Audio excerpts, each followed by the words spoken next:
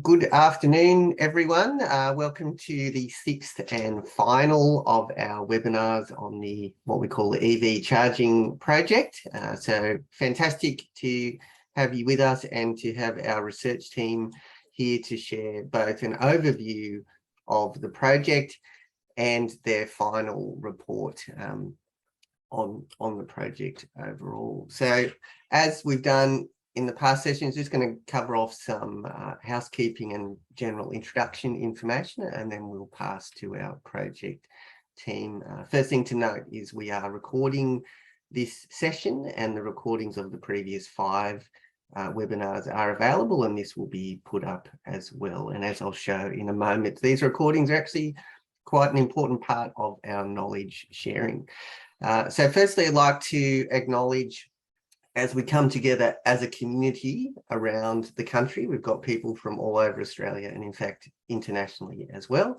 I would like to acknowledge the traditional custodians of the lands that we are meeting on. I am here in Tasmania, or Lutruwita, and I pay my respects to their elders past, present and emerging, and acknowledge their continuing contributions to our community and our culture. So today we're looking at webinar number 6 of this EV integration, EV charging project, and all the past webinars and a number of written reports are available, including the final report. But Nanda and Will and Jin, I'm sure, will tell us about what sort of final reports and information we can get from the project in addition to this webinar. For those who are new, I just want to touch on that, so the API is one of the partners in this project. We're an industry-funded not-for-profit, and our focus is on developing the workforce for the future. And our interest in this project particularly is about building a workforce that has the capability to do innovation, to implement innovation, and to be agile and adaptable. And as we know, that's absolutely an important skill, and EVs are certainly a key part of the innovation that we're going to need to do. So for us, it's really important that we have these projects happening, but we also share the knowledge from these projects. This project is part of the Australian Strategic Technology Program, which is a partnership between the API and Energy Networks Australia, where we link industry and universities together to focus on industry problems. And with different projects, we bring in different partners. So for this project, we have C4Net, and we're working with the University of Melbourne and others. So we also have other projects in this portfolio on different topics as well. So if you're interested in those, have a look for the ASTP, and I've put a link into the chat.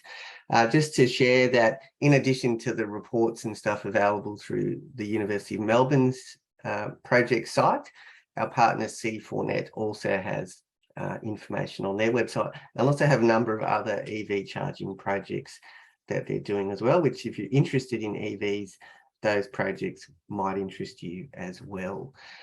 So from a knowledge sharing perspective, which is our real focus here, to flag that all of the recordings are available on the API's YouTube channel. So there's a single playlist that has all of the videos in one compilation, and we will send that out to people who have registered for the webinar, but also you can find it through the other project partners as well. So just to close out, I suppose, the API's interest, this project is the first where we've put a new approach in our involvement in these ASTP projects. We've focused really on active knowledge sharing, and so it's been an interesting exercise for me to reflect on the impact of that knowledge sharing.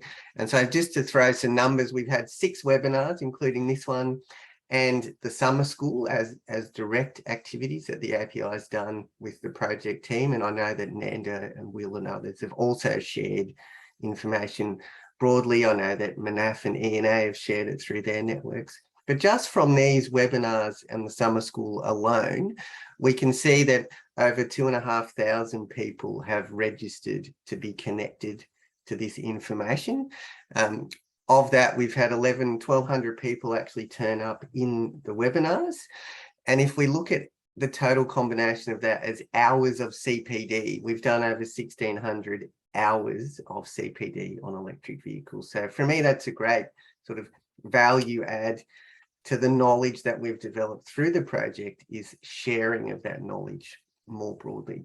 The YouTube part is interesting as well, where we're definitely seeing a trend of people registering for webinars and watching the YouTube later. And with some estimates there of what happens out of this webinar, we can see that, you know, upwards of 3,500 hours of CPD might have been delivered through people watching these webinars on YouTube, noting that people may not be watching them all the way through to the end.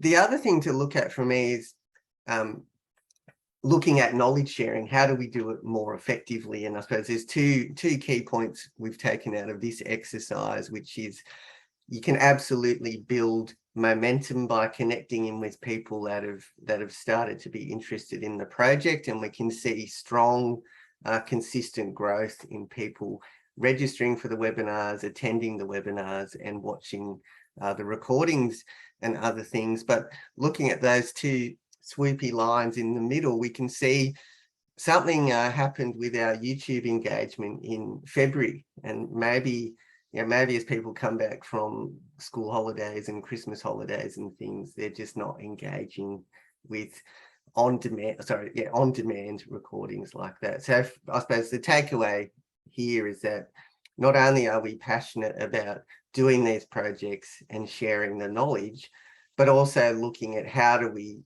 do knowledge sharing most effectively. And I suppose just to put it out there that, you know, we're open to feedback that you might have on this process to improve the quality or the availability of the knowledge sharing that we're doing through this and other projects. But that's it from me. I just want to say, I suppose, thank you to our project team for their commitment to sharing the knowledge in their project, and to our partners ENA and C4Net for also, you know, being really supportive of the project and our enthusiasm to share that knowledge more broadly. So with that, I will pass to Monaf at ENA as our much valued partner, and he'll talk a bit about ENA as well. So over to you, Monaf.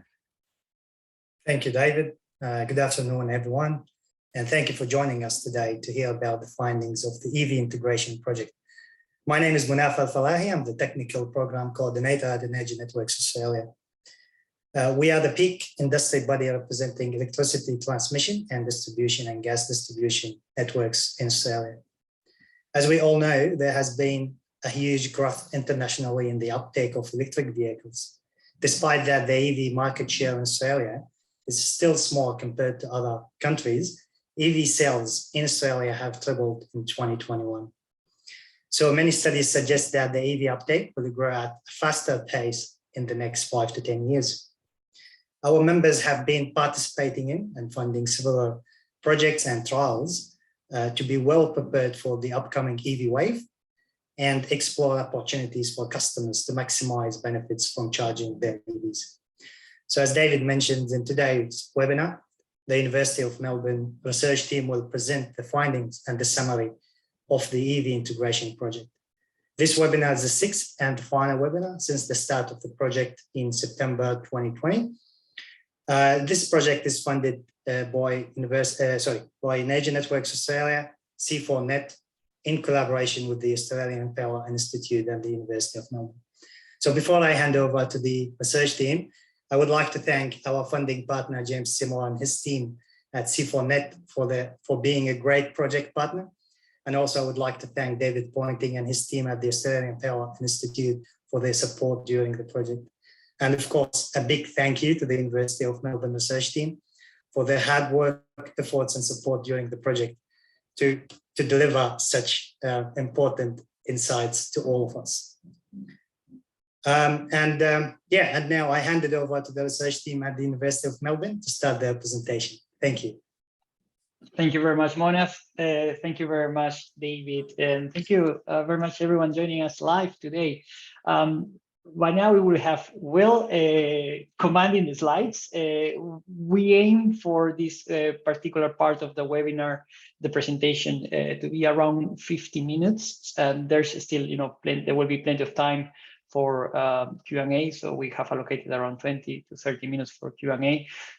Do use the Q&A tools that you have there, the question and answer. We will go through all of them later, but I would encourage you to just write your question as it goes, because of course, something we forget afterwards.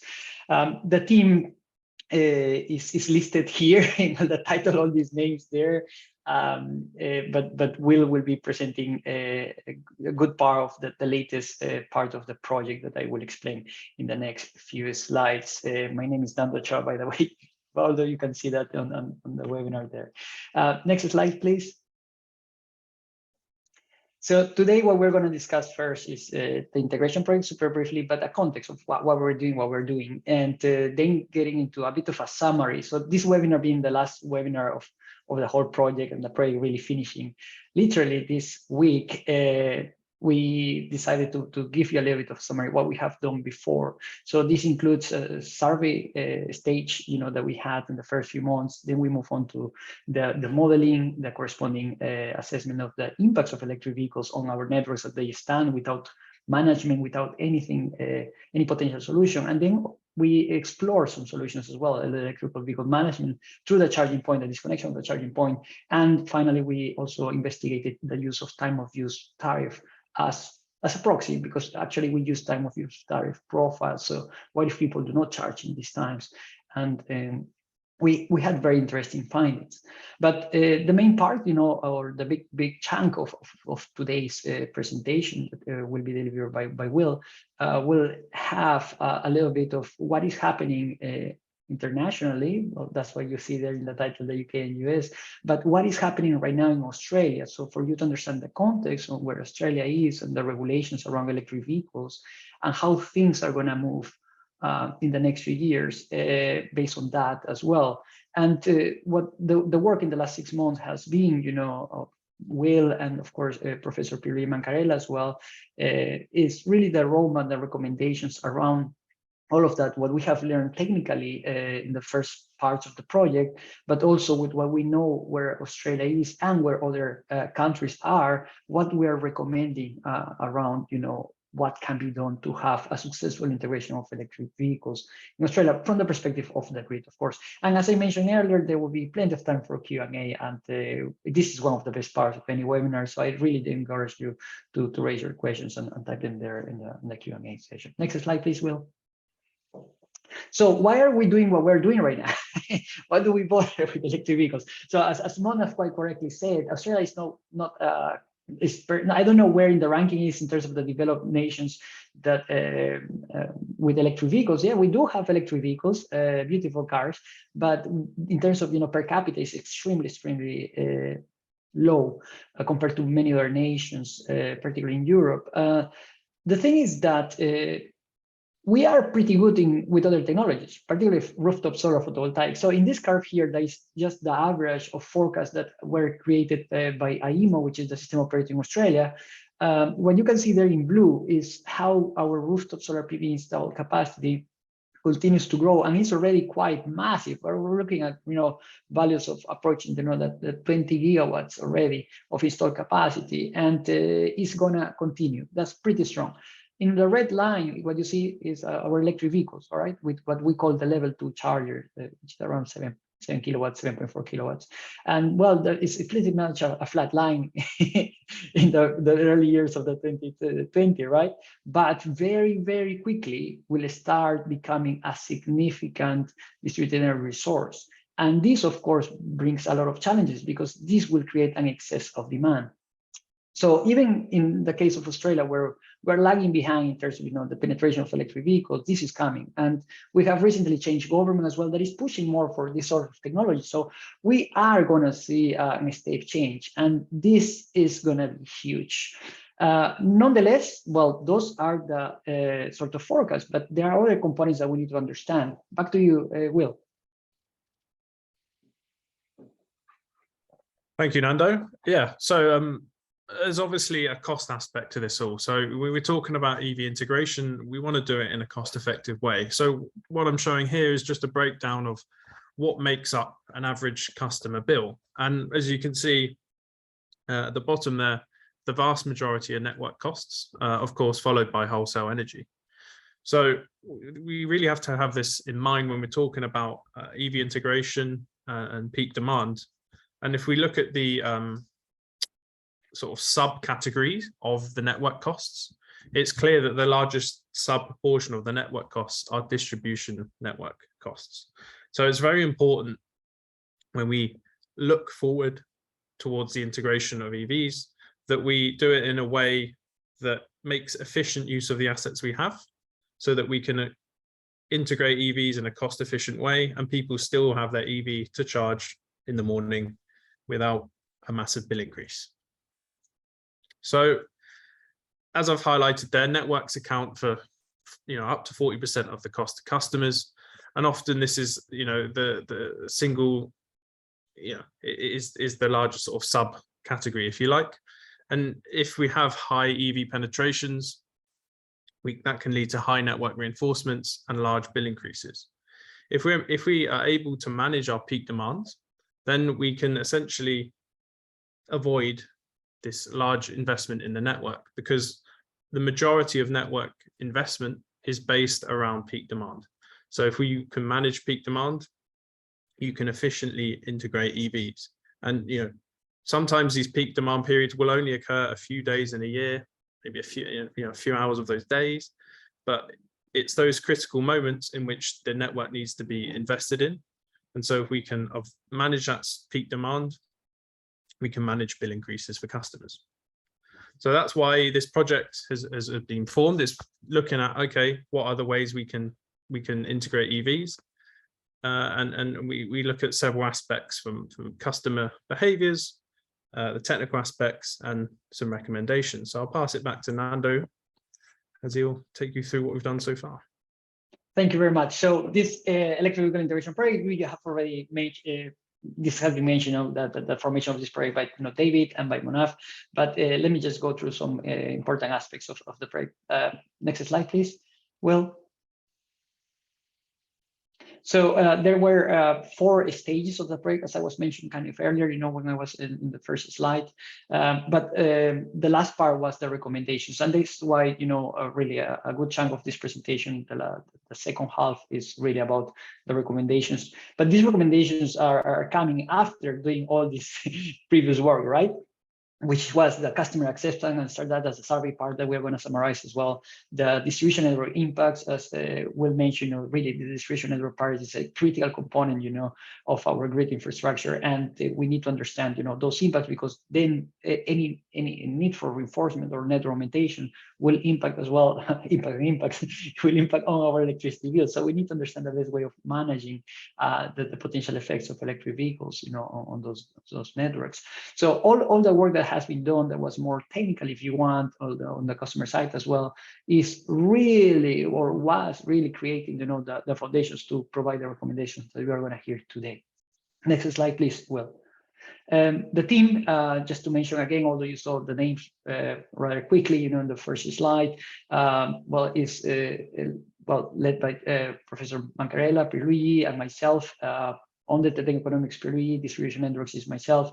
We had Patricia, leading the part of customers as well, and we have fantastic researchers that were supporting us. Will presenting today. We have Jean as well there answering questions. We have Carmen, Gabriel as well. And of course, I cannot thank enough all the support, not just from ENA, API, and C4Net, but also our DNSP partners that have helped us in this journey, not with just data that we needed, initially for models and different other things, but also because of the know-how that they have in terms of what they are seeing, in the daily experience. Next slide, please. Now we are going to move now to what we have done in the previous stages of the project. So as I mentioned, we started with the survey, then we are going to move to the network impacts, and then the network solutions. And we move back to Will. Thank you.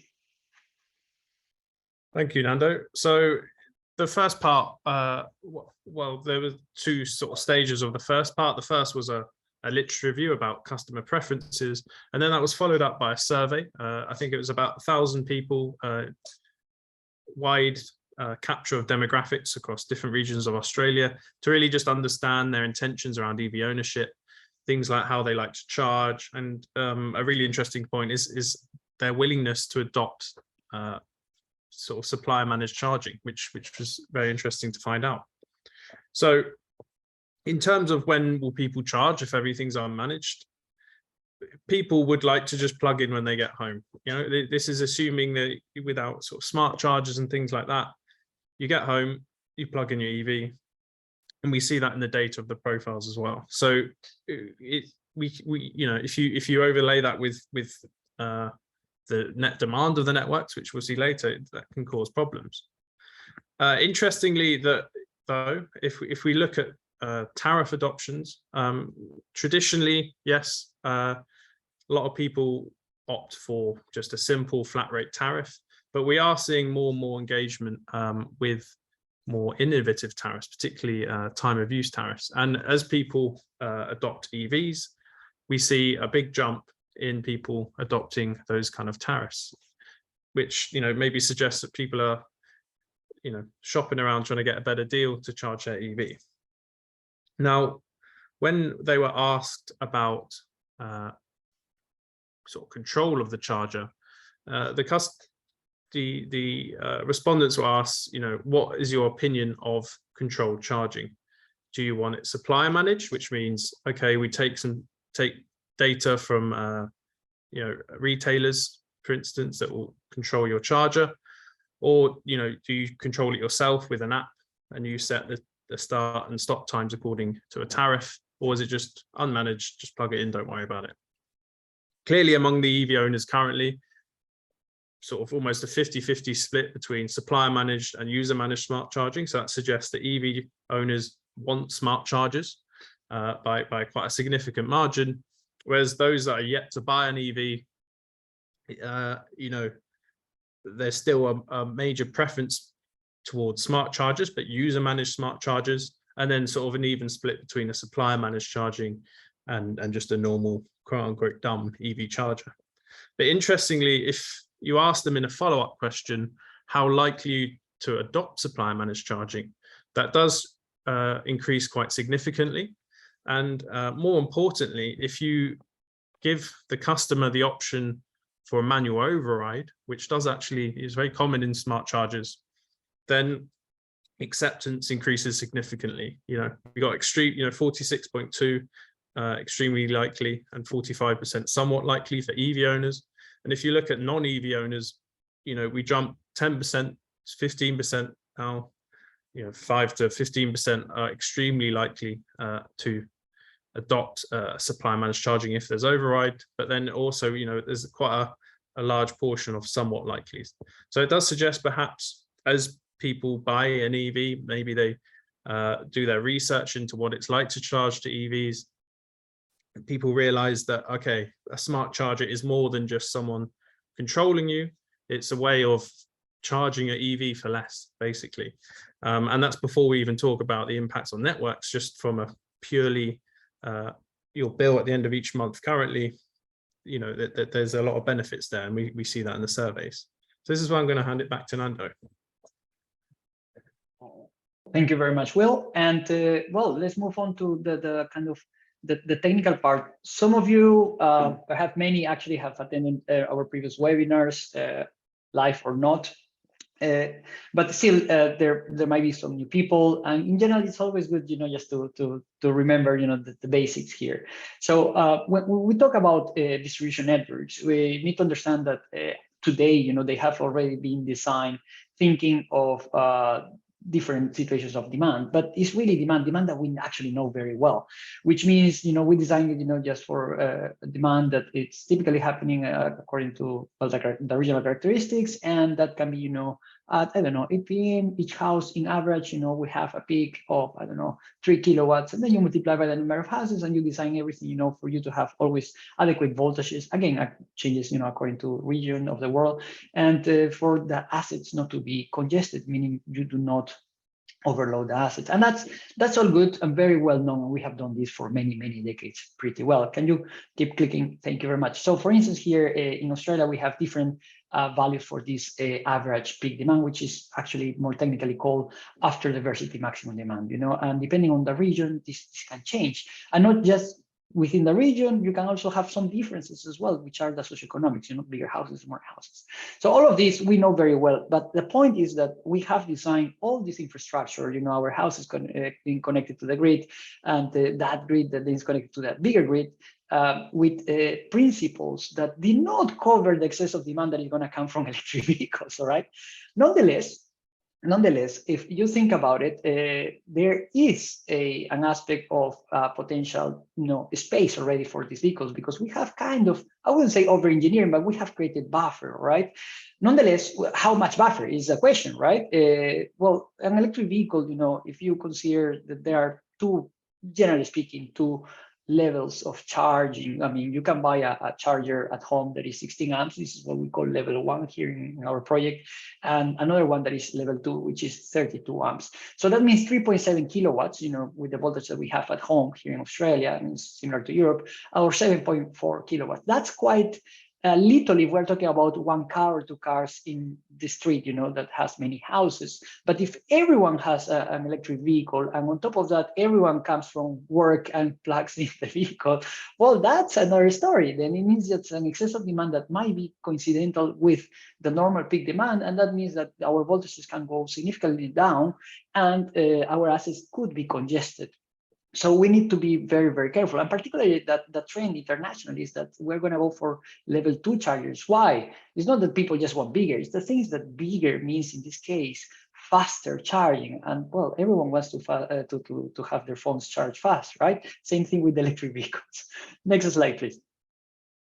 So that was some sort of insights, very quickly, about the low voltage networks. But the reality is that the moment that we have multiple communities, having this technology, you will see the same effects on the upstream network, what we call here in Australia the high voltage network. So the moment we have more electric vehicles, we will have more challenges that we need to deal with. And of course, for the distribution companies that manage the poles and wires, the first question is, how can we determine the hosting capacity, the ability of these poles and wires to have electric vehicles, right? And the second question, naturally, is how can we increase this EV hosting capacity? Now, in this project, we have answered these two questions, not necessarily extensively as much as we would love to, but there are limits, but we have answered this. And I'm going to give you a little bit of those answers, in the next slides. Next slide, please. So for us to really answer those questions, one critical part was to do it as any other power engineer would do, which means you need to do some analysis. And for you to do any analysis on an electricity network, you need the network itself. So thanks to our project partners, we actually put together models that use the data that they normally use for their planning studies. These are the high voltage feeders, but we extended these models with design principles to cover also the low voltage part. So we were managing to do power flows, to do a circuit analysis from the zone substation, the big substation that sometimes we see, in the streets, the big transformers, down to the connection point of individual houses, and some of the networks there, as you can see in this table, had more than 3,000 houses. So these were very, very realistic simulations. And also, of course, thanks to the data provided by our partners, we were using, in some cases, smart meter data for Victoria, anonymized, of course, and some other generalized profiles as well for other cases. So these are very, very sophisticated models that we use for this analysis. And just to mention, we were using OpenDSS, which is an open source software to do this. Next slide. Now, as much as it is good to have very good modeling of your networks and your normal demand, you have to have adequate electric vehicle profiles. So 2 years ago, there was not much data around here in Australia. So what we opted for was to used the UK Electric Nation database. So you can see the link there for the UK Electric Nation. And this database was coming from a project that they did for more than 700 electric vehicles, and they gather all this charging data information. That was extremely useful, of course, but these are people that were very driven to have electric vehicles as well. So you can always argue that there are certain biases on how people will use the technology. Nonetheless, we extracted this information statistically speaking, and what you can see on the right there is a diversified profile. So in average, after you have thousands of vehicles, how they behave. And what you can see there is that if everyone is using the cars and charging on the same day, which doesn't happen, so this is a really, really worst case scenario, you would see, around an average, an ADMD at peak during a weekday of around 2 kilowatts, for level 2 chargers and around 1 kilowatt for level 1 chargers. Now, that doesn't sound a lot, all right? I can understand it doesn't sound a lot. A kettle is 2 kilowatts, right? The problem is when everyone does it simultaneously, and that can be really, really challenging for the grid. Now, a couple of caveats here. One is, as you can see in the yellow box here, is that we know the electric vehicle charging behavior is changing. We have seen recently report from New Zealand, from Vector, the distribution company there, and here as well in Ergon Energy X, which is Energy Queensland, in Australia, already reported, other profiles. Actually, as a matter of fact, in the last part of my slides here, I will mention, some interesting findings with local data, here from Victoria, so that I will share it with you. But for this particular project, we use the profiles that you see there from Electric Nation. Next slide, please. Now, just to summarize, really, because we don't have time to go into all the details of network impacts. So we did this analysis for different penetrations of electric vehicles. Houses with all houses with one electric vehicle was 100%, but in reality, houses can have more than one electric vehicle. So we went up to 160% as well. And what you can see very quickly in red are the problems, right? When they hit, it can be voltages, it can be the transformer, the low voltage transformer, it can be the conductors in the high voltage part. So what you're seeing here is that the most important thing, rather than getting numerical here, is that the impacts will depend on the type of network. So we cannot generalize and say, well, the urban networks, because of course, of the density, we're going to have more problems. Not really. Look at the urban New South Wales here, right? So it depends. The rural networks, they are very long, and then therefore, because of the impedance, we'll have a lot of problems. Well, perhaps in some cases you can say the rural Victorian there is really struggling, but however, the rural New South Wales or the rural Tassie is not necessarily struggling that quickly. So we need to have this, unfortunately, perhaps because it creates more complexity and challenges. We need to understand that challenges, the impacts of electric vehicles will come differently for each type of network, and we need to understand that. However, another key point is that the asset congestion is a predominant limiting factor. So the distribution transformers in particular. Next slide, please. This is the slide that I wanted to share with you in terms of the Australian electric vehicle profiles.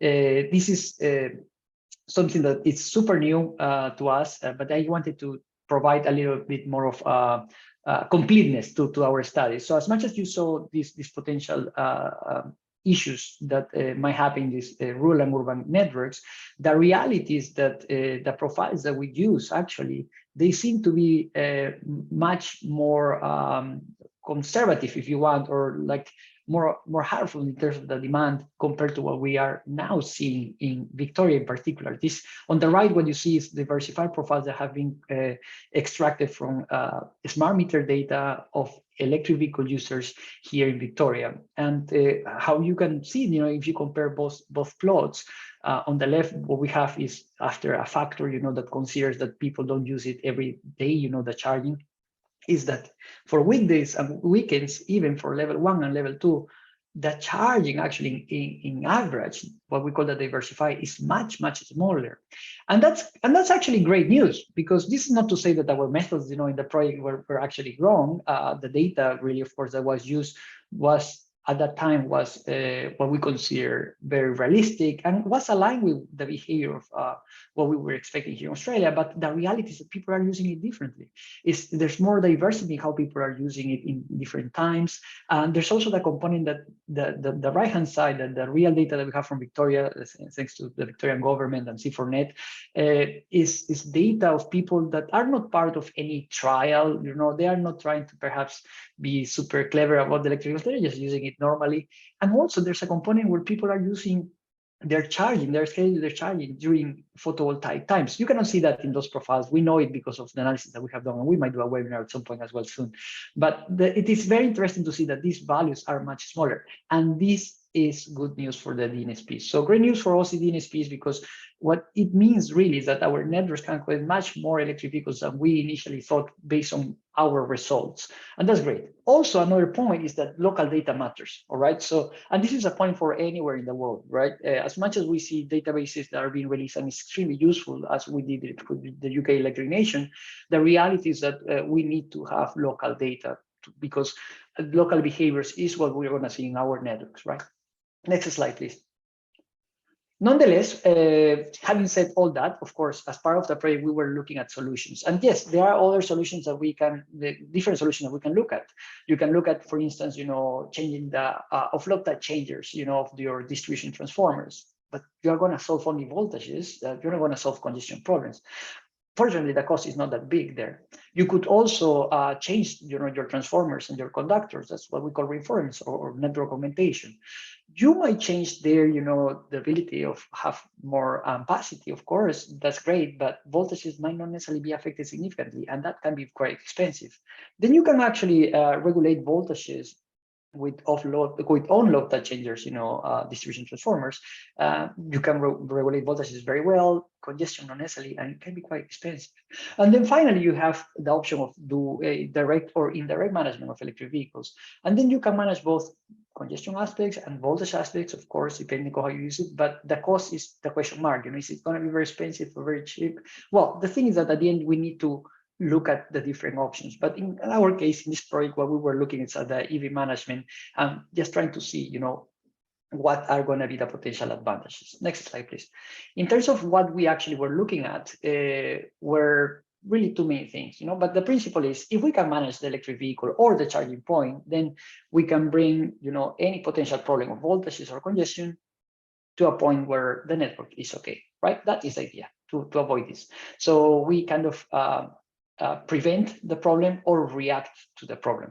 Now, if you want to react to the problem, it means that you are measuring something, and then you take an action, right? So you can disconnect the charging points, or you can throttle the corresponding charger, and then therefore, instead of doing 7.4 kilowatts, you do 3.6 or whatever, a fraction of it, right? That's what it is throttling. Disconnection, of course, disconnects the problem. But you can also do indirect things, trying to persuade somehow, users to charge later, much later at night, instead of at 8 p.m. And you can use time of use tariff for that. And we explore that. So let me show you, some results super quick. These are time series results. This is the only moment that we have time series results here. There's one more as well for the time of use, just to remind you that actually there's a lot of very sophisticated analysis happening in the background here.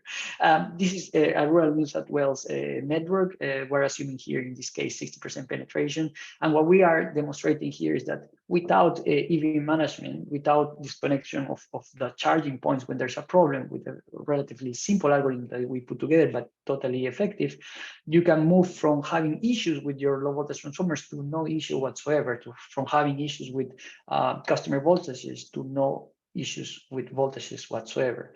So in general, EV management works and is something that we need to consider. However, the challenge is that the moment that these penetrations can get very high, you can still disconnect vehicles or do trickle charging if you want, but there will be an impact on the delays, of the charging of the electric vehicles, and then therefore there has to be a consideration as up to what point we want to create these delays for users, because users are ourselves, right? So that expectation that our car is going to be charged eventually, it has to be met, right?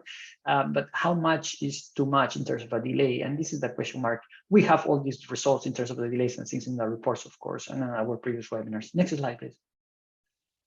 Now, moving to time of use tariff, I think that what was important to really notice what we did with the analysis is that, yes, you can block hours where you put eventually a higher price, to persuade people to charge later, and the effects are very, very positive. So you can really reduce the effects on the networks because the demand is not there, it's much later. What it was interesting, however, is what we call the second peak. So because you make people start charging, or not start charging, but you persuade them to start charging at 10 p.m. or 11 p.m., what people will do with electric vehicles, they will actually schedule it with their phone, right? Which is very simple and it's awesome to have. However, it means that all the people will do that with that scheduling, or I mean, smart charger. You will hear more from that with Will. But the problem is that it means that they will be a constant charging of all these vehicles because of that time. And this is what we call the second peak. And the second peak can become quite contentious, because it can become even higher than that original peak of demand, and that is something that we need to consider. So this is why we know we have some recommendations as well and conclusions in the next slide. So in terms of electric vehicle management, I mean, I believe based on our results that it can be effective and can have some impacts on maybe customers in general are minimal, you know, for relatively high penetrations of electric vehicles. It can be done without electric vehicle models, it can be just with some measurements and some clever logic, and can be done with minimal electric vehicle information. And that's all great. So I think something that can be done, and actually, as a matter of fact, has been part of trials in some parts of the world. And in terms of time of use tariff, you know, it is very effective, you know, when there's an adequate uptake. Of course, not update, that's a typo there. It can reduce the cost of net limitation or other solutions as well. But what is important as well is to consider staggered use of this tariff, because we need to mitigate the second peak. This is where I finish my part. Then we will move to the next stages. Will, thank you. Thank you, Nando. So yeah, so we've had some great analysis about simulations, what could happen, and some ideas of potential solutions. So now I'd just like to talk a little bit briefly, making sure we have time for Q&A. Is about moving towards real implementation, looking at briefly at the UK, the USA, but also sort of the plan that Australia has for integrating EVs. So we understand that from the survey, people are open to changing their behavior in charging. From milestone 3, if you have a 20% peak versus off-peak rate, the respondents of the survey says, okay, you know, up to 32% of people are willing to change to change their behavior after 11 p.m. and have that charging start later if there's a financial reward. And we know from what Nando was talking about that if we do have some kind of 20 to 40% time of use adoption yield, we get, you know, in some cases doubling the current EV hosting capacity. That is assuming the older EV profiles.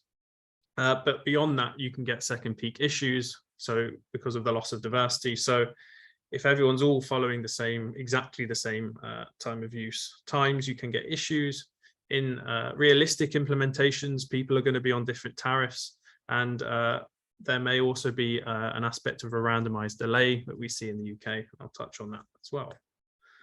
So, you know, in the context of implementation and tariffs, you can argue that a time of use tariff is cost reflective. Now, what is a cost reflective tariff? Well, the principal idea behind a cost reflective tariff is that the charge that you pay as in your bill ultimately reflects the underlying cost of the network. And you could even argue that could extend to the wholesale energy part as well. You know, it's more expensive to buy energy when everyone's buying it at the same time. So to relate this to EV integration, the point is that a cost reflective tariff can help affordable EV integration by essentially incentivizing the customer to minimize their overall contribution to the network peak demand. And that will, as we've discussed earlier, it is the peak demand that drives network investments. It's the peak demand that causes the problems that we see that limit EV hosting capacity. And so that if you have a tariff that is cost reflective, it's sort of a win-win for the customer. So that, you know, you're kind of pushing the customer to maybe use cheaper times of the network, but then you're also gonna, in the long run, prevent further investment into the network as well, which will lower their bill. And there's a second important aspect of cost reflective tariffs, and that's people who are not contributing to the problem. So if you're, you know, if we're talking about many decades until EVs are the predominant type of vehicle, that means we need to protect customers that don't have an EV. So if you're already using the network, it's fine, for your purpose, assuming other DR remain stable, the network's fine for you. So should you pay in your bill for your neighbor's network costs when you won't get an EV for another 10 years? And we see this a lot in the Australian Energy Regulator, the Energy Security Board, and the ACCC. Tariff reform is a key objective in all of these, in trying to manage electricity bills and trying to stop them get higher. So in the context of this all, you're going to hear a lot about EV smart charging. So what is an EV smart charger? Basically, the fundamental definition is that an EV charger is capable to send and receive communication signals that will adjust the EV rate of charge. So what does this mean? If you have a cost-reflective tariff, the most common is time of use. You now have a price signal, essentially. And that price signal says, if you charge after, say, 11 p.m., it's going to be way cheaper for you to charge up your electric vehicle. Fantastic. Now, there's two ways you can go about implementing that. We saw that in the survey. You can have supplier managed, where basically the retailer says, look, don't worry about anything. Just pay us your bill. We'll manage your charging and you'll get the best deal. Don't stress. The other is a sort of user managed approach where the customer wants to be in more control. And via an app, as Nando highlighted, you can say, okay, I know that my tariff's cheaper at, say, midnight. I'm going to use the smart charger, or I'm going to use the app for the EV and schedule the charging to occur after that time. And the other important aspect about an EV smart charger is the sub-metering. The sub-metering can record the energy use from the EV, so okay, how much energy's gone into charging, and then that allows the retailer to offer specific tariffs directly targeted at EVs. So for instance, in the UK, you'll get your energy bill, and then you actually get a credit based on the charging you've done with the EV and at the lower rates. So you get money off your bill based on the metering from the EV charger because you have an EV specific tariff. And the most common way of sort of integrating these signals to then throttle the charging is the standard open charge point protocol, or commonly referred to OCPP 1.6. We see that in Australia, we see that abroad. And that seems to be the industry consensus of where the communication standard is heading, but that's still up for debate in Australia. And of course, you don't always need a smart charger for this functionality. Some EVs do have APIs.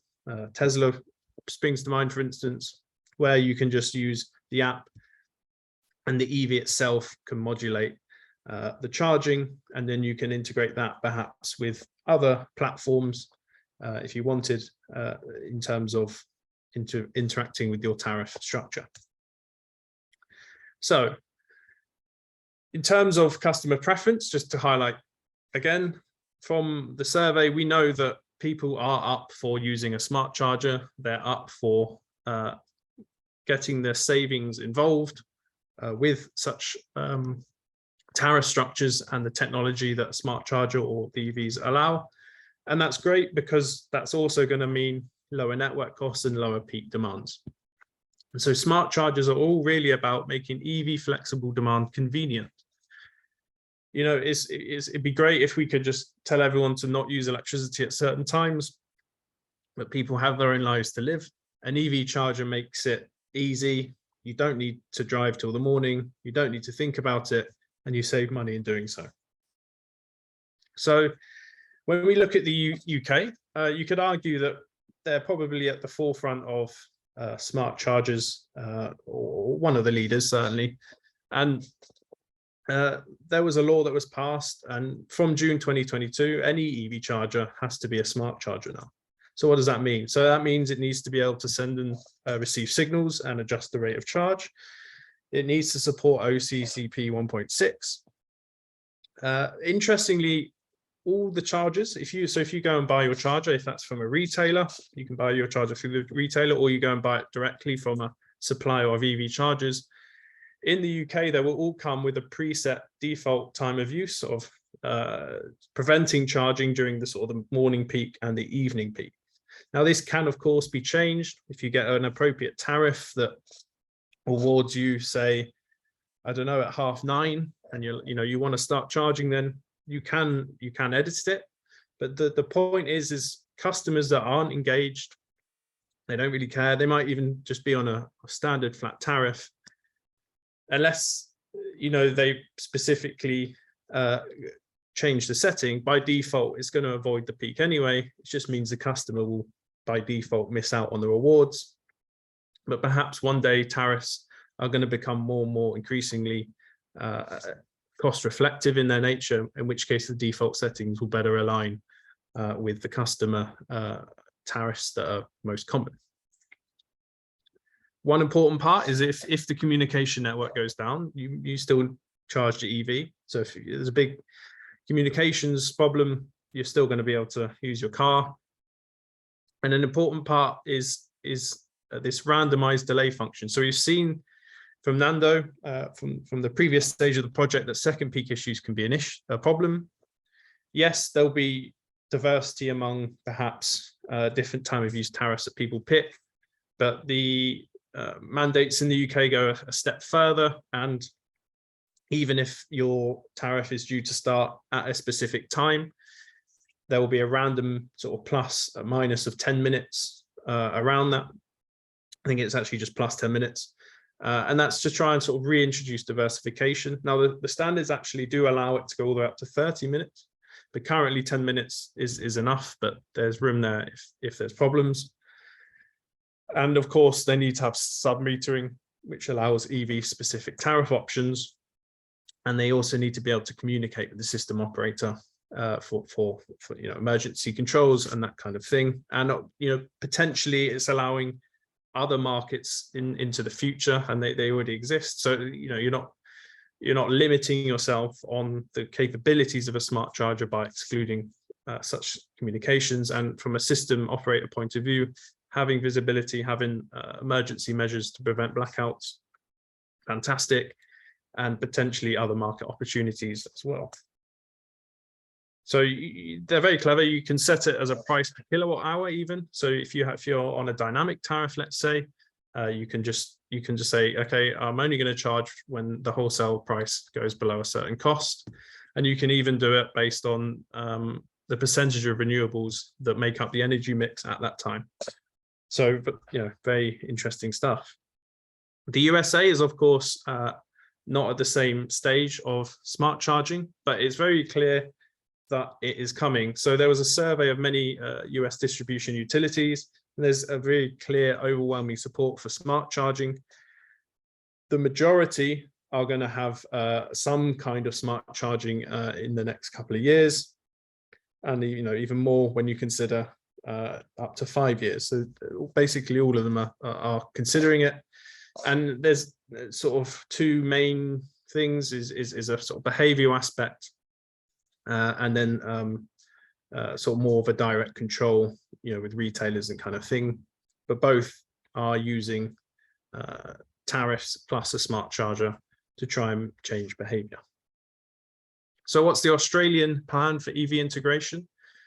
So in terms of policies, if you like, there was the last year, the Low Emission Technology Statement Investment Roadmap, which is all about pushing smart charger adoptions, making sure there's good incentives to help with that, ensuring network security.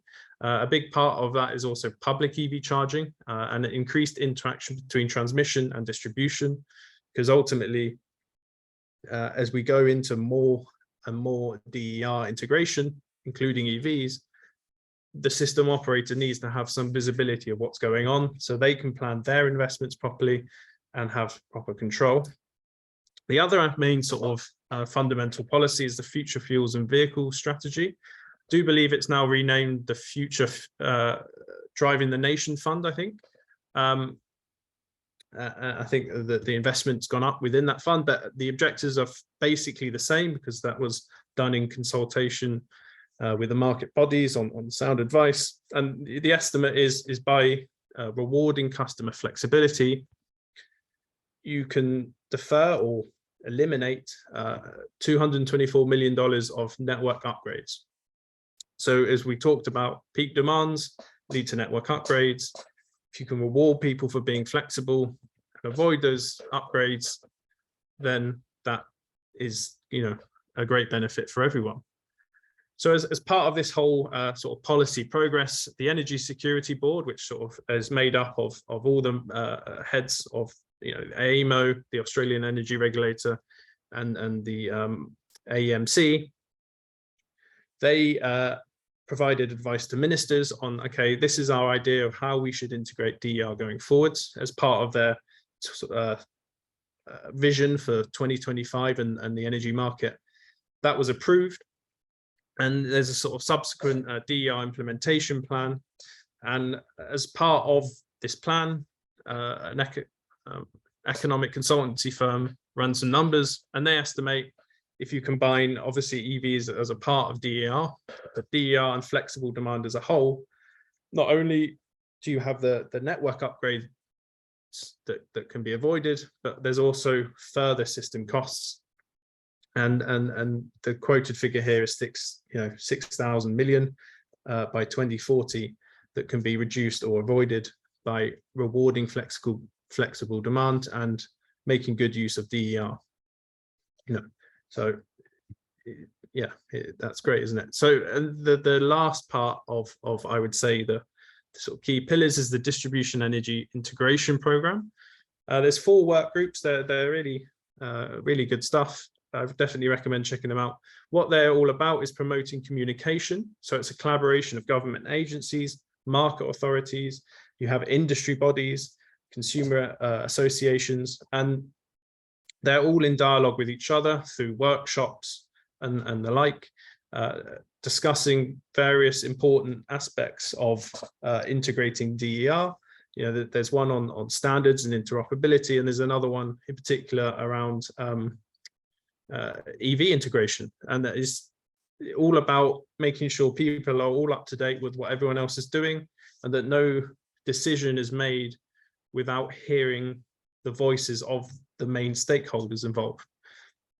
And so that's all part of the key plan of the Australian idea to integrate EVs is to promote communication. So this post-2025 market design had a DER implementation plan. It was over 3 years, so sort of this year, next year, and the year after, so by 2024, 2025. And it's all about rewarding flexibility, making sure customers can engage with the market, proper frameworks for protection, allowing networks to carry on with their integration of DER and EVs as part of that, and really provide the system operator with the tools it needs to ensure everyone's secure, stable, and getting a good deal for their money. So by 2025, in relation to what's relevant for EVs, smart EV chargers absolutely are a key part of that. Again, it's because of that easy adoption of time of use-based tariffs and other innovative tariffs where you can shift that peak demand and defer investment. And you're all about, and it's much easier then with the sub-metering that you can then reward customers for the flexibility. And then it also opens up other types of services, ancillary services, demand reduction services, all start becoming a possibility with a smart EV charger. The next main pillar is tariff reform. We've talked about that earlier, cost reflective tariff reform. Not only, it encourages people to, basically you pass it over to retailers. So if you it's up to the retailer how they pass it on, and I'll touch on that in a little bit. But if you have a cost reflective tariff, you're encouraging the retailers. If you have the part of the network tariff that's charged to retailers, you're encouraging them to maybe pass it on to the customer in one way or another, and you're also encouraging the customer to change their behavior in exchange for financial rewards to help the network and ultimately fit more EVs into the network we have and use better, efficient use of the assets that are already there. Obviously, there's a big part on standards, policies, and interoperability. Interoperability just means you buy a smart charger, you're not locked into a retailer. So you buy your smart charger off the shelf, and then you can switch between retailers and aggregators and all that kind of thing without any issues. You don't have to go and buy a new charger to go with this new company. It all should just work together. You buy a different EV, you don't need a different charger. And it just makes everything nice and simple for the customer. There's a big part there about DNSPs being consulted, eventually transitioning to distribution service operators. So that's where there's more of a sort of control aspect of the network. It's not just about investments. And within that, there's discussions and trials around potential local level markets and local services within predefined areas. So Project Edge in Victoria is a good example of that. Where it's very much a trial, but it's part of their thinking of ultimately trying to get as much flexibility out of DER and rewarding customers for it. So we already have smart chargers in Australia. You can buy them now. But I think there's probably more smart chargers than non-smart chargers you can buy. But for instance, South Australia has essentially mandated smart chargers from 2024. This was really more around demand response capabilities. So if you have a charger with OCCP 1.6 or equivalent, that's what you need. Now they do say if it can do the equivalent without that standard, that's fine. But that's very much the common method. And the review found that yes, 30 out of 47 chargers meet these standards already. And there's an ongoing trials as well around smart charging, such as the AGL smart charging trial, where they're using an aggregation platform, they're managing EVs, they're doing that. The customer has an app, there's an aggregation platform, and then a visibility platform. And not only are they managing smart chargers, but they're also managing electric vehicles with the appropriate APIs that allow you to, well, they essentially allow the EV itself to dictate how much charging it takes. And then there's the appropriate frameworks where they can interact with retailers and tariffs and things for you to get rewarded from that. So it's very much happening. One extra aspect I want to discuss very briefly is the Australian Energy Regulator, the AER. They met with 9 retailers, mixture small, medium, and large, and they asked how would a cost-reflective network tariff how would that be passed on? So DNSPs have network tariffs. They say, okay, this is how much it will cost for your customer to use our network. The DNSP can ask for a cost reflective, as part of their tariff proposals and that regulatory side of things, they can impose cost reflective tariffs. That means depending on the time of your energy usage or your peak demand, we're going to charge the customer a higher or lower network charge, but then it's up to the retailer how they package that up. So if you currently have a normal flat demand charge, then the least risk option for the retailer is to just carry that on. Whereas if you have a cost reflective network tariff, then all of a sudden, if the retailer still offers you a flat tariff, they're now exposing themselves to more risk. So there's an incentive there for the retailer to try and offer more innovative tariffs that in turn reduce the retailer's risk exposure. So very quickly, most are flat tariffs. Large retailers, if you have a cost reflective tariff, they're mostly going to offer insurance style, which is where they just absorb the risk and just pass on a flat offer. Whereas medium retailers, they're more willing to pass those underlying costs, especially time of use based tariffs. Peak demand tariffs are not as popular among retailers, certainly. Time of use seems to be way easier in communicating that with the customer. Most retailers are not in favor of passing through complex tariffs. So in the case of South Australia and Queensland, these two DNSPs, they're now given the option: do you want a time of use based network tariff or a peak demand? And it's very much time of use is preferable, because that's much easier to pass on to customers and explain, versus saying, oh, you need to keep your demand below a certain amount so you don't get charged more, your peak demand below a certain amount during these times so they don't get charged more. So if they are forced down the demand charge route and there's not the time of use option, retailers have said they're going to offer either insurance style, so we will absorb the risk, give you a simple tariff, or prices for devices. Now, prices for devices just means the retailer will take control of your smart devices, and then they can respond to all sorts of types of price signals. That's not just the cost reflective network tariff. That's then they can maybe take more advantage of wholesale prices and also ancillary services and demand response. So prices for devices is the retailer takes control and exposes you to all sorts of complicated markets that would be perhaps beyond what you would be willing to do. And in exchange, they give the customer what would be maybe a more simple tariff rate, but behind the scenes, the smart devices are responding all the time to different prices. Obviously, you get a nice discount in exchange. So I've mentioned a lot about tariff reform. Well, one of the key aspects for a cost reflective tariff is a smart meter. So if you're a DNSP and you want to charge more for network access during peak demand, you need to know when energy is used.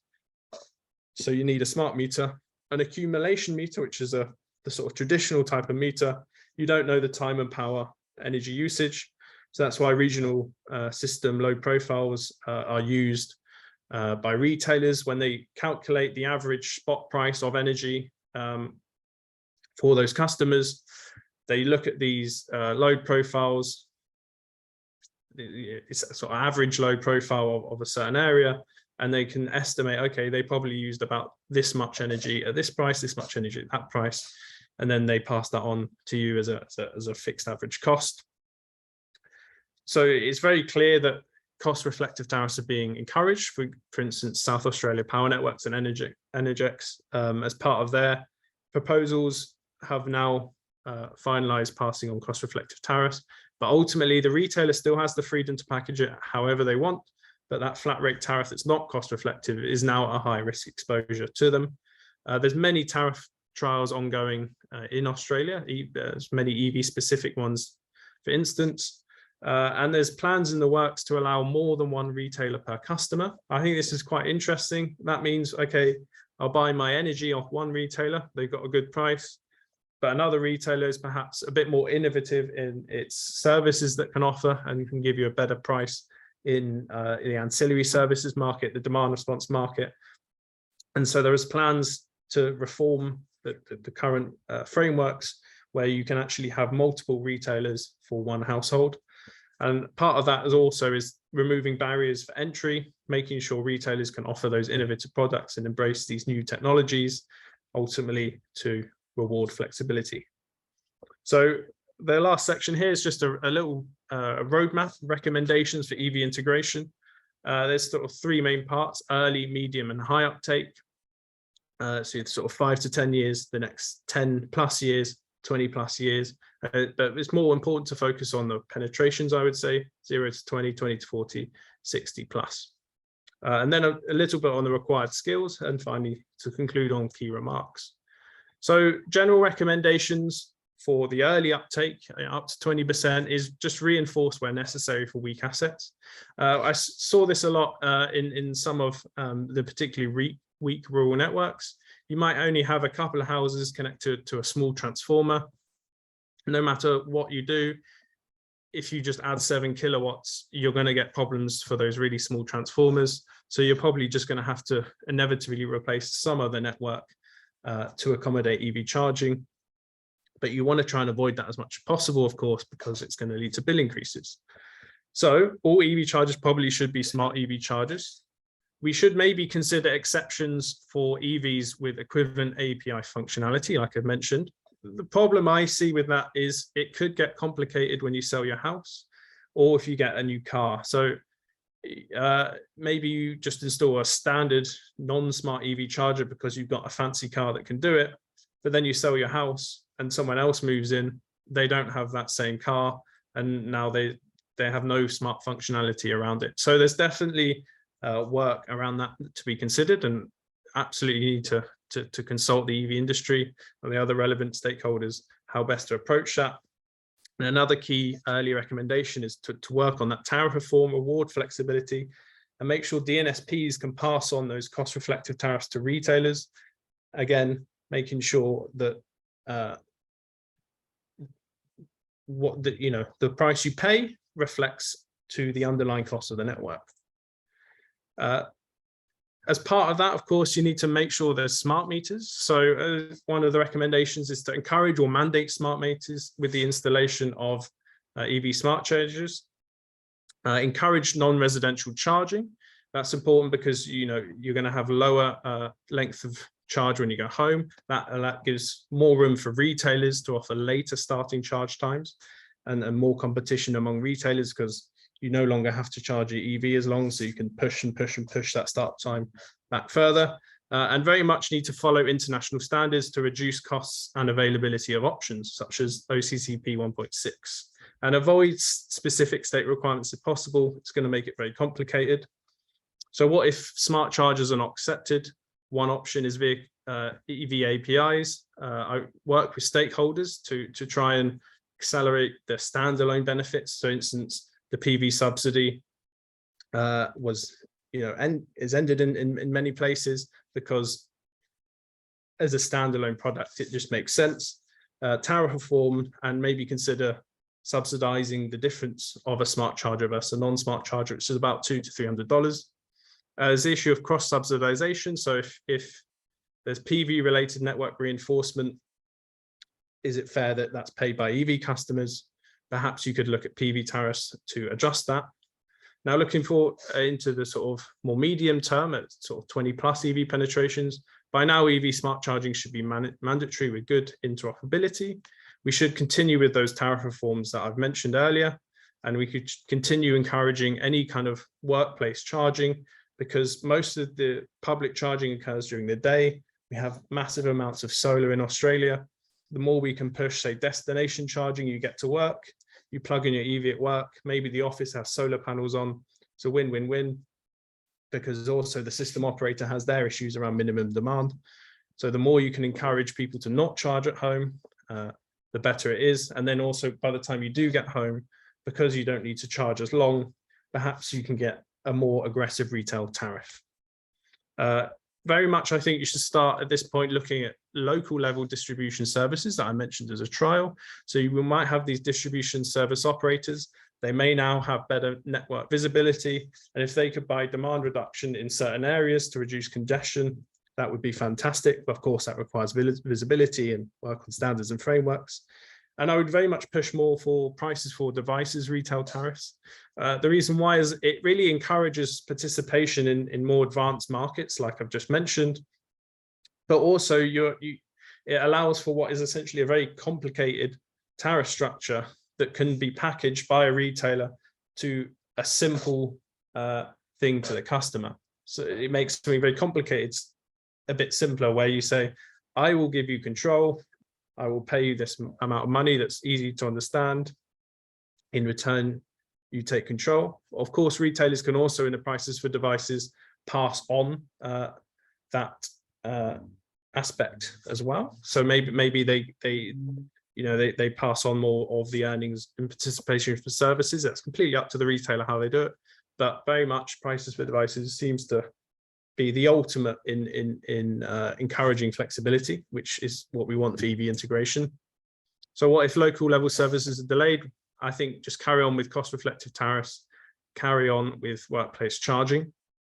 And if people try and get around smart charging by plugging into a normal wall socket, is that a big issue? I'm not so sure, because if tariff reforms do their job, they're going to waste money in doing that. So that's up to them. They're not saving money in doing that. They're using the EV during off-peak hours should save you money. And if not, there are override options in smart chargers anyway. And does it really matter if you're halving the demand anyway? And how common is that turn out.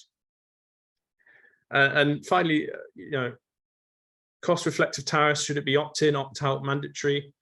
If it is opt-in and not opt-out mandatory and not options, again, you just want to make sure that these tariffs are just no-brainers for the customer, and they want to charge at EV for less, so they're going to pick those tariffs. So it's all about making sure that that is available to retailers to offer, and the necessary reforms are in place.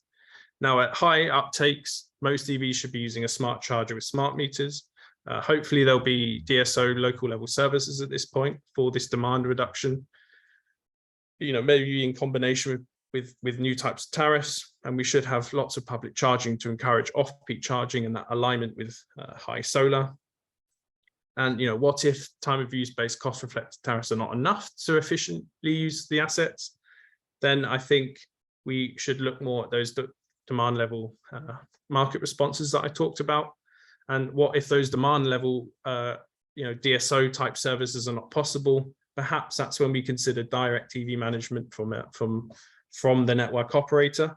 That could be as its own type of tariff, sort of a DSO control type tariff, instead of a market. Instead of going to the market, you just go through the retailer to the DSO directly and you mandate it.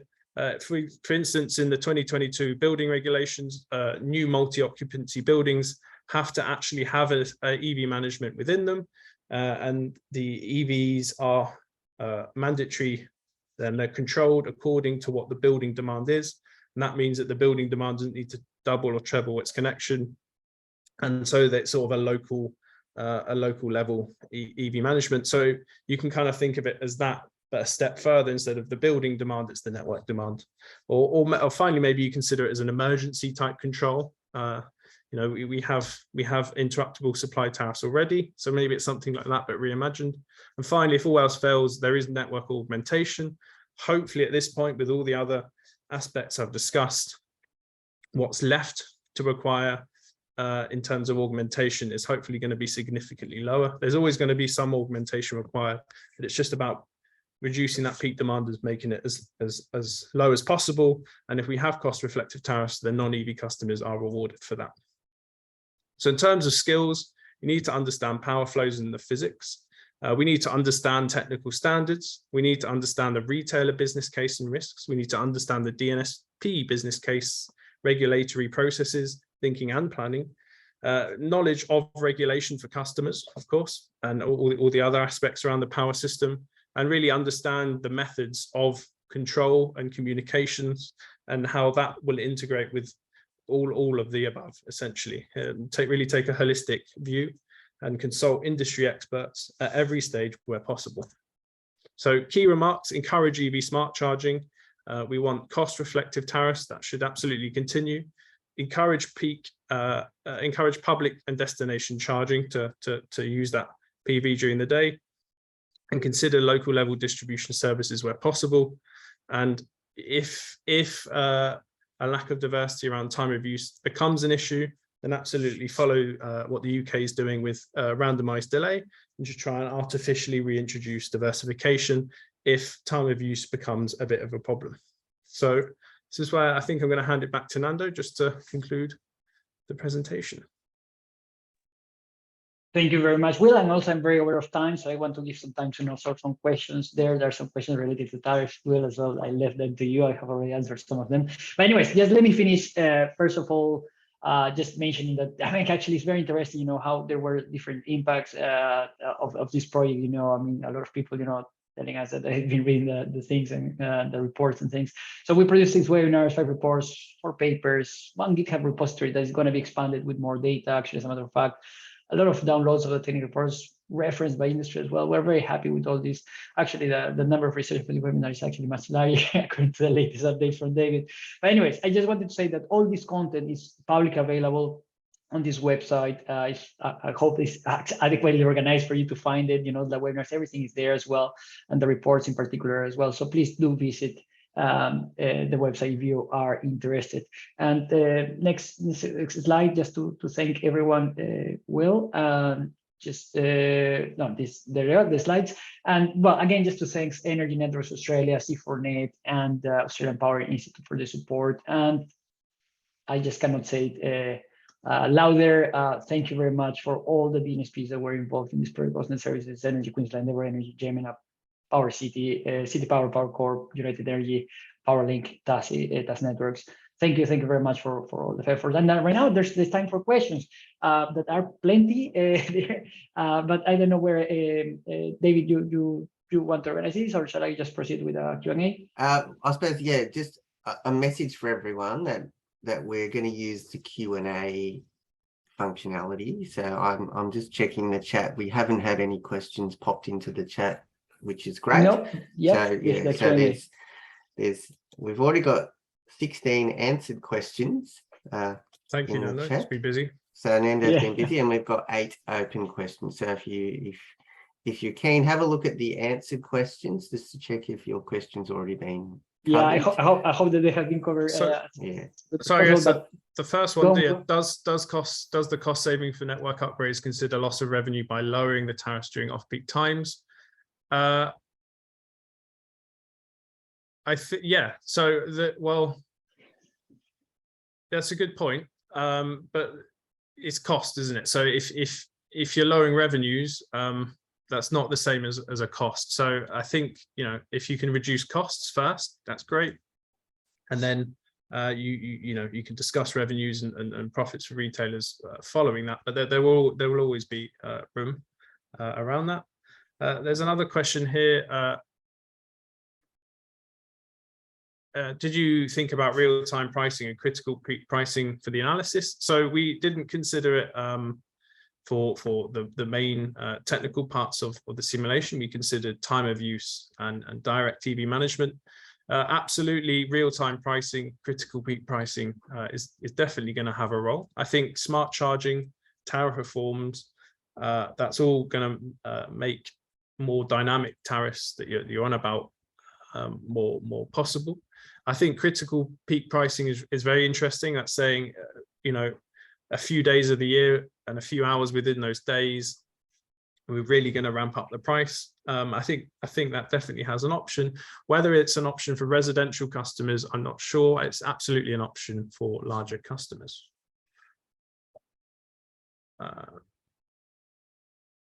This question is a little topic. Have you considered the impact of EVs in terms of system response to disturbances? Load modeling I'm referring to is the complex load model, which was developed by the WECC. Currently, I do not think there is a load component.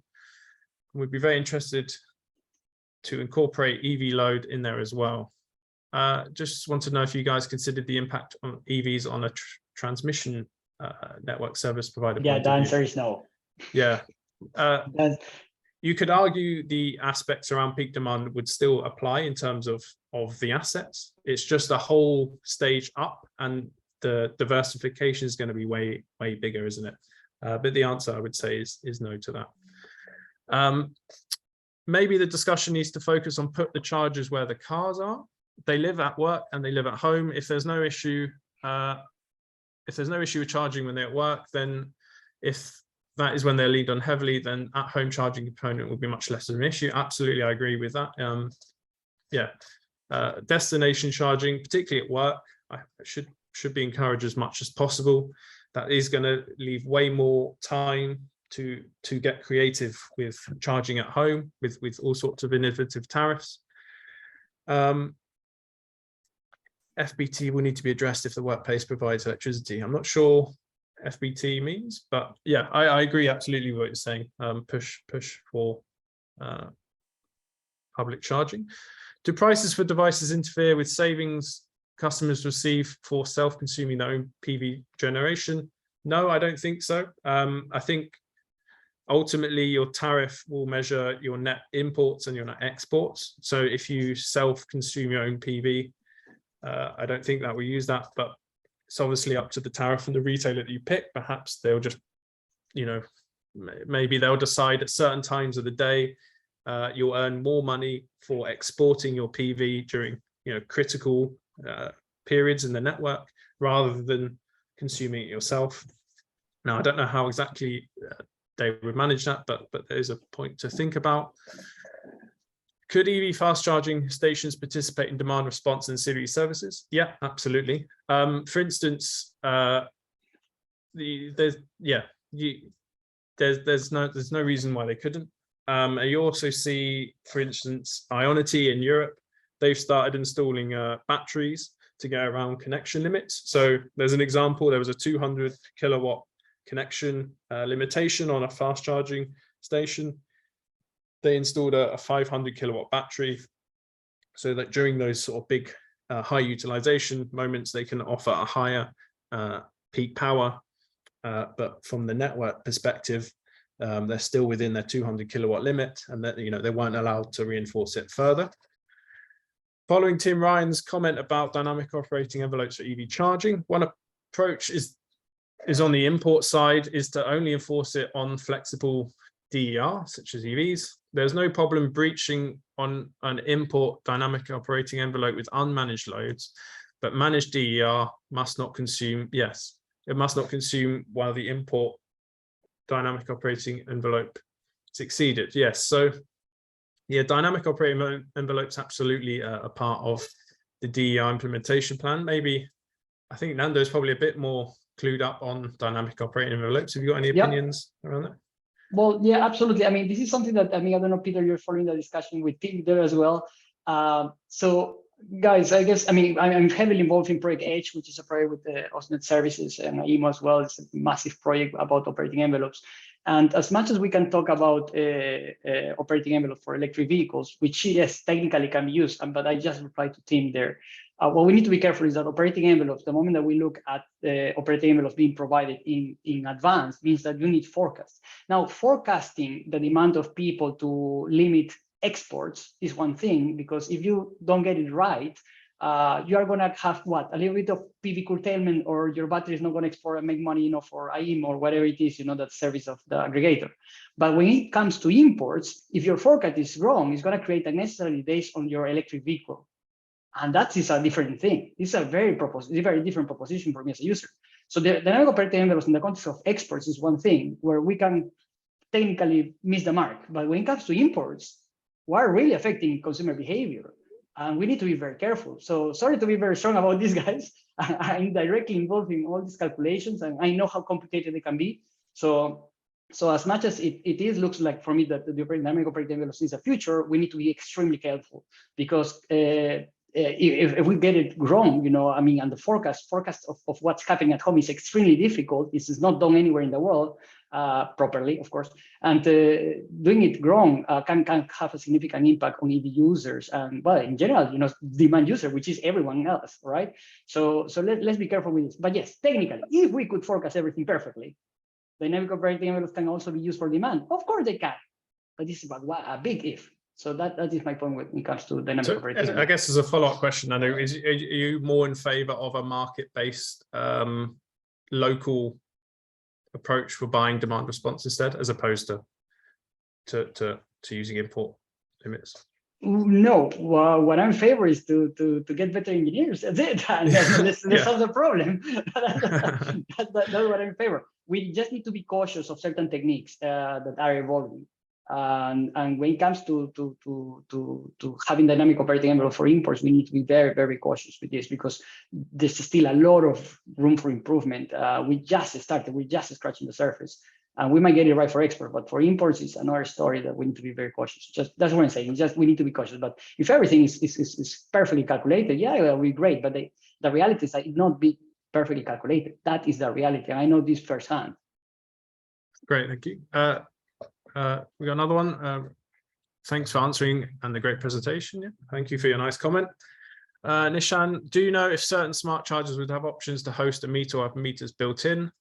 This is a good feature for on-street charging connected to shared LV feeders. Yeah, my understanding is smart chargers should have a sub-meter within them, because that then allows retailers to offer you EV-specific tariffs. But I would recommend double checking that. But my understanding is yes, certainly in the UK, their definition is it needs to be able to sub-meter. Jonathan, one more comment. Race for 2030, CRC will be starting a project next couple of months on smart and bi-directional charging, and we welcome collaborators. Major focus on two-way charging. Great that you've done work, and we will avoid duplication. Yeah, absolutely. We've not done anything on vehicle to grid injections, so that should be a fascinating project. Alice Moore, thanks all, not a question, but just want to say thanks. It's been an awesome project to follow along. Always impressed by your ability to translate the technical complexities into tangible recommendations for us policy folks. Many thanks. Thank you for the kind comment. It's nice to hear as well that people around policies are really listening to what we have to say. It's a great privilege. So I really appreciate that comment. Thank you. Hadrian, vehicle grid will be interesting if they can charge at work and then power the house at home. So yeah, yes, if I was to nitpick that's arguably not vehicle to grid, that's vehicle to house. So you're running your house off your vehicle. I know, for instance, the Texas power outages, some people actually use their EV to run their home when there was a big blackout following the big freeze, I think it was. So yeah, vehicle to grid, vehicle to house is fascinating stuff, and I hope there's many more projects related to that. Hadrian clarifies FBT is fringe benefits tax. Okay, thank you. Thank you for clarifying that. Ben says, has consideration been made to rural drivers will typically be required to travel longer distances than urban counterparts? Yeah, it's an interesting point. I believe Jing's work around the new EV chargers have actually seen that. There is a different behavior for rural customers versus urban EV owners. And I think it's absolutely what you say. Customers in rural communities are going to have to drive more. You know, there's less public transport, larger gaps between areas. So certainly, I think that's something retailers will need to consider when they offer tariffs, is perhaps what kind of customer are they? How much are they going to use their EV? You know, I think someone in the city centre of Melbourne is definitely going to have a different charging requirement than, say, someone in rural Victoria, rural Queensland. So yeah, absolutely. I think that's a great consideration. Tim Ryan, part 2, we're talking about dynamic, not simple day ahead forecasts. I think that's related to the dynamic operating envelopes, isn't it, Nando? Yes, I believe so. Yes. Peter, go on. Sorry. No, that's the comment from Tim. Yeah, this is about the discussion that we were having, and yes, the overlay of DOE for EV charging. Yes, can I just go on in these things, because then comes back the comment from Tim, as well as the rules of submitting for these special chargers of flexible loads. So back to the DOE, or perhaps looking at these smart chargers, really smart as in a combination of tariff and as well the technical ability of not just disconnection, but the trickle charging, as was explained before, just technically, in my part of the presentation, and then with Will when he was mixing with tariff. I think that, if we can calculate something just considering the electric vehicle, still will be affected by whatever is happening in other houses. And if forecast is involved, we might not get it totally right. But if it is directed just to the electric vehicle charging point, perhaps there are better opportunities to sort of avoid any issues with the normal demand of the consumer. And this is what we want to avoid as much as possible, because otherwise we will penalize customers, for bad calculations that we might do. And again, curtailing a little bit of photovoltaics is one thing. Curtailing the ability of aggregators to export is one thing. Even if we get it wrong, you're okay, fine, nothing really wrong is going to happen. But the moment that we actually make it very difficult for the demand, the normal demand, to do going some normal ways, it's a little bit trickier, because it's affecting us, right? What we have behind the meter. But if we actually manage the electric vehicle directly, using the calculation of dynamic operating envelopes or similar techniques, well, yeah, I do believe that there are opportunities, and it is better to detach it. So we need to use those capabilities. I guess that the challenge is that, that we also have, different projects, and us talking as well to our NSPs, is that, these techniques, they need to be consolidated, as in, well, is it a calculation at the connection point of the house, or is it at the technology point, like the AV charging that we're talking about? And that creates a lot of complexities that need to be solved, and they are not easy. And then I think that this is for the industry as well to solve. That's a great answer, thank you. CPUC, California has revealed rules and plans for sun metering. Yeah, that's a sub-metering that I was referring to. Yeah. Oh, yes, a typo, sub metering. Okay, yeah. Kate says, thanks for a great presentation. Thank you for the kind comment. And there's one more dynamic operating envelopes then under. Yeah, no, I get your point. I get your point, and I know that you were not meaning that, reducing, the amount of the customers. By no means I meant that. What I mean is that the moment that we talk about this could end up, depending on what is the demand, how this thing has been forecast. See, it could end up really in the ground side of the calculation. And I just want to make everyone cautious of that. But by no means, of course, it means that everything is about reducing the consumption. It's really about targeting the electric vehicle, of course. Awesome. I think that's the end of our questions. We manage. Yeah. I can see that Tim Ryan, one of our participants, has his hand up. Let me just. Oh, sure. All right, Tim. Do you want to? I've given Tim permission to talk. Yes, please, because the chat we cannot do so much. Yeah. Tim, did you have something? Yeah, guys, thanks for letting me talk. And then I agree with what you're saying, and there's a lot of people that are worried about the idea that DOE could control what you can import.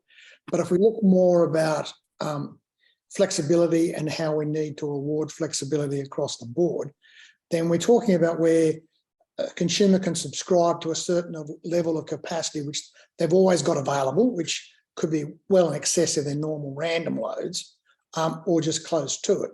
But they're using dynamic operating envelopes to say when they can exceed it or not. And if the network's uncongested, which it is most of the time, we've got to remember that there's really only like 40 hours a year where the networks are fully congested and really want to turn things down.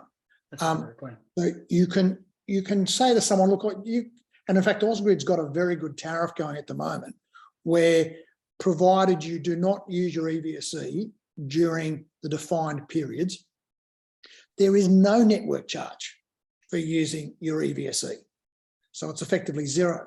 And it's similar to a trial that Citicorp Powercore is doing in Victoria, where they've got free network charges in the middle of the day. So it's about trying to optimize things in behavioral response. And if we're going to kind of have prices to devices for the price of the energy, having a signal to the device that says whether you can run or not is ideal. Now, it's the same with the dynamic operating. A lot of focus of dynamic operating envelopes has been around enabling export. But we've got to remember that if you want to enable an export or not constrain it, one of the simplest ways is to send a signal, use more energy locally. So we can encourage the local community to start charging a car or using a pool pump or whatever it is. So the technology, certainly the work that Queensland Energy is doing as the lead party on CCIP Oz, which links in with the OCCP 1.6, then these things all come together. And I'm cautious of people like you, Nando, using the word being cautious of import controls, because it's sending the wrong signal. This is very much about using signals to increase productivity of the network for the consumer's benefit, not to limit or somehow cut them off. And the message, in the same way that DOE is talking about enabling exports, DOE in the context of imports is about enabling imports at lower costs at different times. So it's an enablement thing, not a restriction. Yeah, no, I get your point, Tim, and no, I appreciate you raising your hand and talking during the webinar. I guess that always the devil is in the detail. I mean, the way that we are seeing the dynamic operating envelope somehow, in many cases, is as the net metering point, and that brings different challenges. The moment that we are looking this at as a signal that goes directly to the EV charger, then of course it's really targeted at that type of technology. So depending on the implementation, there are other challenges, but I do get your point. And thanks for contributing to the webinar. And I've reached out to you guys to connect up on LinkedIn and look forward to chatting with you further or doing something, because this has been a great presentation, and I'm sure I'm speaking for everybody that's been listening in. I've thoroughly enjoyed it and learned something, so I know I'm definitely not dead today.